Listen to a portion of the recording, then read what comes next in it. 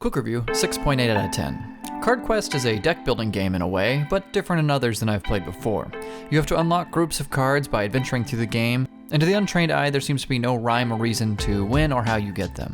These cards are strict group replacements, and you're not allowed to individually pick or have detailed control over which cards you'd like in your deck.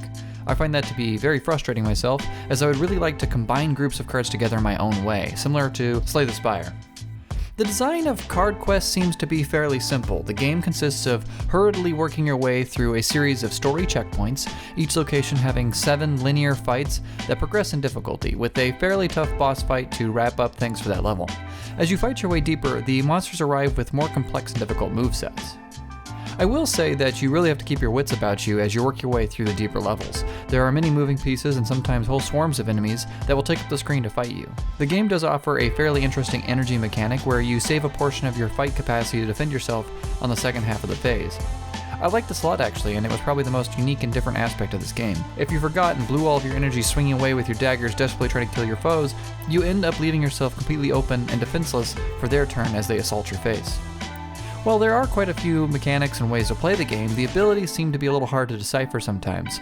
If you didn't quite understand an ability the first time it came around, you must play through with trial and error until you figure out what it does. Like dodge, for instance. The number means how many times your attack won't hit, so you have to get over this threshold before it does.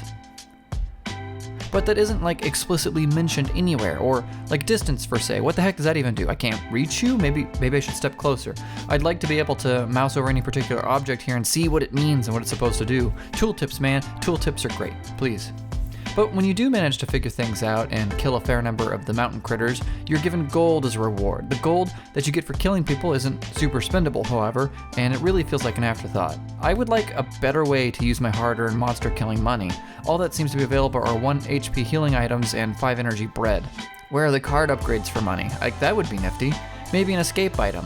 Maybe I know I can't defeat this particular level, so maybe I can just get out. Hell, just tell me where the shops are, and that might make me feel a little better about the whole thing. What I will say about Card Quest that I normally prefer not to say about a game is that the art style is representative of what the game feels like to play. It's fairly loose and a little rudimentary. I wish there was more direction given to the player and some quality of life upgrades. I don't recommend spending more than $5 on this game. I was able to extract about 2 hours of grinding gameplay in it before I gave up. Maybe you'll have more luck. Anywho, please comment down below what type of game you'd like to see me review in the future. I read them all. Toodles.